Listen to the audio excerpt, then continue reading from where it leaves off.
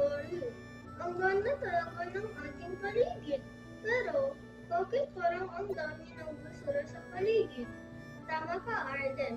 Maraming tao ang hindi nagtatapon ng tama sa kanilang basura. Nakakalungkot isipin na nasisira ang kalikasan dahil dito. Alam mo, Cody, kailangan talaga nating turuan ang lahat kung paano pangalagaan ang ating kalikasan. Alam mo ba kung paano?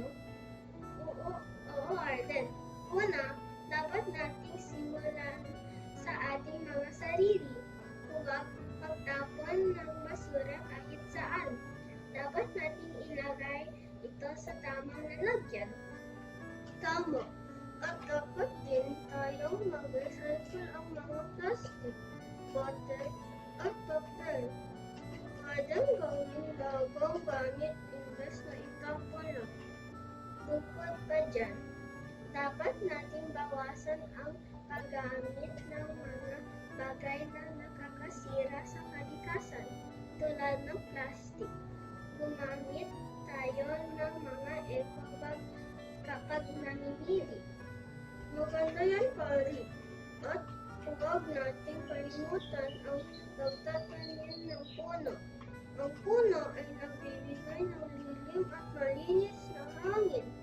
Malaking tulong ito sa ating kalikasan. At dapat din nating suportahan ang mga programa ng ating komunidad para sa kalikasan tulad ng clean-up drive at tree planting activities. Tama ka, Cory. Kaya naman, mga kaibigan, simulan natin sa maliit na paraan ang pangangalaga sa kalikasan. Dahil ang ating kalikasan ay kayamanan ng bayan, magtulungan tayo para sa isang mas malinis at mas magandang mundo. Salamat sa iyong pakinig.